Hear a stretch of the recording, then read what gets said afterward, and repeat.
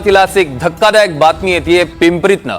Mobile ॲपचा वापर करून फसवणूक करणाऱ्या भोंदू बाबाच्या अडचणीत आता मोठी वाढ झालेली आहे। कारण 15 जणांनी या बाबाच्या विरोधात लैंगिक छळाचा आरोप केलेला आहे। या क्षणाची एक मोठी आणि महत्त्वाची बातमी आपण बघतोय।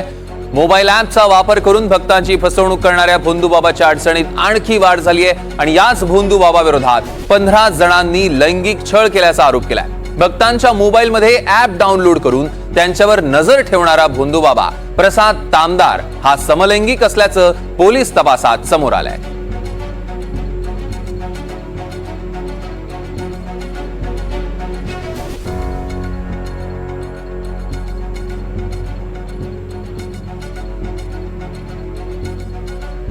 तर या संदर्भातले अधिकचे अपडेट्स आपण घेणार आहोत। सूरज कसबे आपले प्रतिनिधी आपल्यासोबत जोडले गेले, त्यांच्याकडनं सूरज, काय प्रकरणातले अपडेट्स आहेत?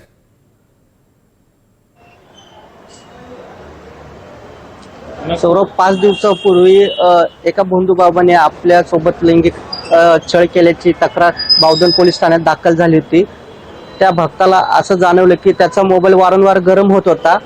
त्याने त्याचा जो IT इंजिनियर मित्र आहे त्या मित्राला त्याचा मोबाईल दाखवला। त्यावेळेस त्याच्या मोबाईलमध्ये एक संशयास्पद ॲप असल्याचं ज्याचं नाव आहे एअर ड्राईव्ह किट्स, जे की लहान मुलांवरती लक्ष ठेवण्यासाठी पालकांकडून वापरलं जातं, ते ॲप असल्याचं जाणवलं। त्यानंतर त्याच्या लक्षात आलं की आपण आपला मोबाईल केवळ या बाबाकडेच दिला होता, त्यामुळे आपल्या मोबाईल सोबत काहीतरी छेडछाड झाली असल्याचं त्याच्या लक्षात आल्यानंतर त्यांनी या संपूर्ण प्रकरणी बावधन पोलीस ठाण्यामध्ये तक्रार दिली होती।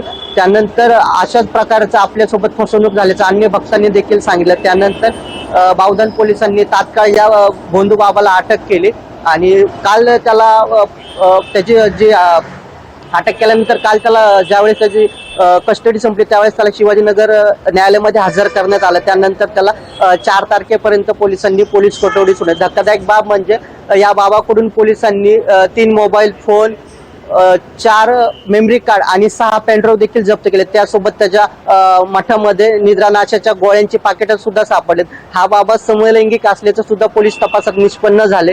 हा एक हिडन ॲपद्वारे आपल्या भक्तांवरती नजर ठेवायचा, त्याचबरोबर त्यांना 2 दिवसातून केवळ 3च तास झोपण्याचा सल्ला द्यायचा। त्यानंतर तो भक्तांना विधी करायचा असं सांगून मठामध्ये बोलायचा, जो की सुपाषण परिसरामध्ये। या मठात बोलवल्यानंतर आपल्या जो भक्त आहेत त्या भक्तांना तो विवस्त्र झोपण्यास सांगायचा। त्यावर हे भक्त गाढ निद्रेत असणारे त्यांच्यासोबत तो लैंगिक चाळे करायचा। त्यानंतर मी तुमच्या सर्व समस्या निराकरण करतो असं सांगून त्यांच्यासोबत संबंध प्रस्थापित करत असल्याची माहिती पोलिसांनी दिली। आता या संपूर्ण प्रकरणी आतापर्यंत 15 जणांनी बावधन पोलीस ठाण्यात गुन्हे दाखल केले। आता या संपूर्ण तपास बावधन पोलीस करत आज सुद्धा सुपाषण या परिसरात या बाबाचा मठ आहे। काही दिवसांपूर्वीच काही वर्षांपूर्वीच हा मठ चालू करण्यात आला होता। बाबा हा उच्च शिक्षित असल्याची सुद्धा माहिती मिळते। त्यांनी CA पर्यंतचं शिक्षण कंप्लीट केले असल्याची माहिती समोर येते।